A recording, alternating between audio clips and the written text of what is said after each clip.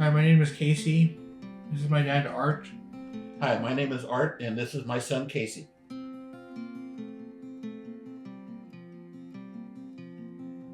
One of the toughest things for Casey, especially when he was younger, in decision making was too much choice.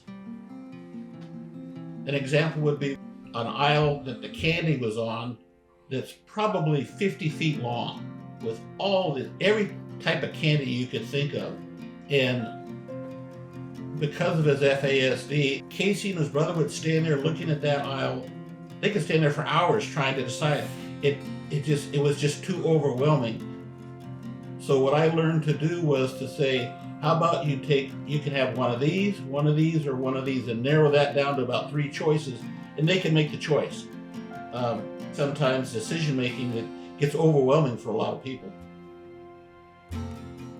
I was Casey's guardian for 10 years, maybe a little more than 10 years. I became his guardian when Casey was 18 years old.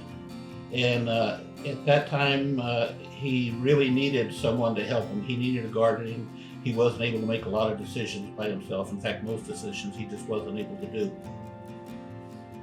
As he got more able to make better decisions on his own, I realized that we really didn't need all of the things that a guardianship offered. We started thinking about the supported decision making in 2018 when I became aware of it and how it worked. A supported decision making agreement, or we call it SDMA, is an agreement, a legal agreement for an individual like Casey, whereas he makes all of the decisions.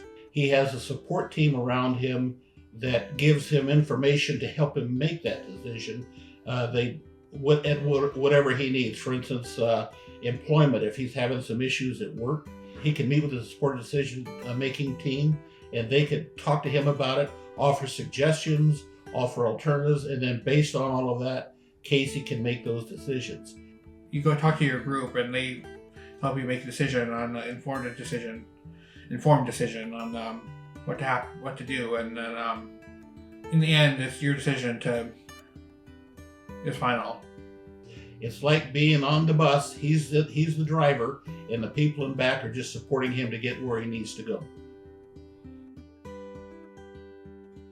The whole process really wasn't all that bad.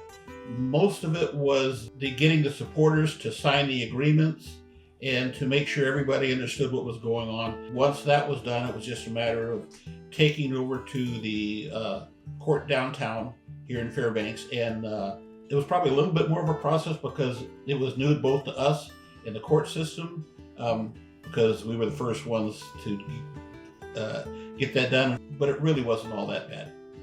Between 2019 and this summer, Casey had both the guardianship and the supported decision-making agreement. And to be honest, we were relying more on the process of the supported decision-making agreement during that time. Having the SDMA in place actually helped, I think, quite a bit in getting the guardianship dissolved. As a guardian, I have to file an annual report with the state, and I indicated on that page that we had an SDMA in place since 2019, and that our goal was to have the guardianship replaced by the SDMA at some point in the future. So this summer, when we got to the point where we were filling out all the papers and talking with the court visitor about this whole process, that she saw that we had the SDMA in place, and that made her realize that we had actually thought this out, and that it would help speed the process of having the guardianship removed and the SDMA take place. Talked to the judge. The judge also noted that we had the SDMA in place, mentioned that, and we received a letter in the mail first week in August. It was the dissolution of the guardianship as of August the 1st. So it was within a week or so that we were able to have that done once we met with the judge. One of the interesting things that's happened since then is the support team met with Casey last week, and it's the first time we've been able to get everybody together since the SDMA was his primary source of his decision making. And they were all, congratulating him and all interested. And one of the things we started talking about was, well, where do we go from here? What else is needed? So it's, again, that's part of the ongoing process of decision making. Like you say, sometimes decision making, it gets overwhelming for a lot of people. This still happens to me sometimes. I just stand there and just go into default because you can't make up your mind. Huh? Yeah.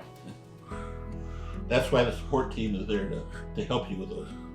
Their role is to help them, and I honestly think they're pretty enthusiastic about making sure it works well.